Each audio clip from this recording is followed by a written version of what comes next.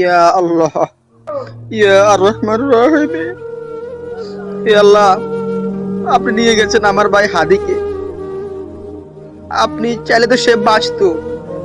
আপনার তো কারো কাছে কোনো কমপ্লেন দেওয়ার নাই, কারো কাছে কোনো জবাবদিহি করার নাই। আপনি তো চাইলে আমাদের হাদি ভাইকে বাঁচায় রাখতে পারতেন।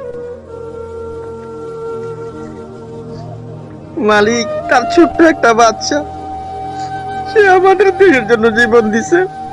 আমরা আজকে কথা বলতে পারতেছি না। আমি আমাদের বাংলাদেশ থেকে কেউ যখন ভারতের বিরুদ্ধে কথা বলে তখন তাকে এভাবে জীবন দিতে হয় দেশের মাটি।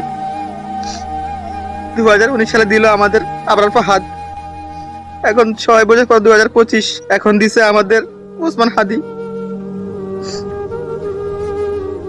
আমরা অসহায় মালিক, আমাদের দেশের দেশপ্রেমিক মানুষরা অসহায়,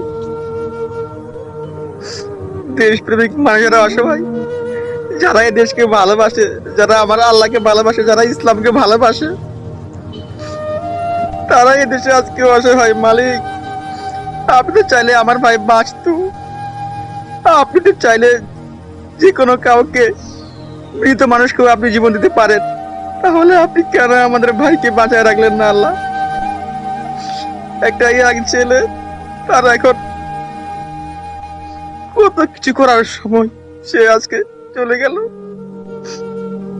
মালিক, আপনি চাইলে তো সে বাঁচত। আমি আমি তাকে অনেক ভালোবাসি মালিক। ইয়া গফুরুর রহিম।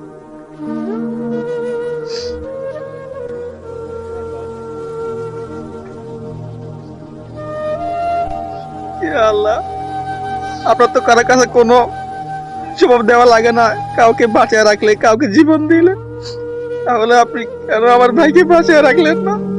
কে আজকে জোর কণ্ঠে বলবে আমাদের এই বাংলাদেশে কোনো ভারতীয় আধিপত্য থাকবে না, চলবে না এখানে? ইয়া আল্লাহ,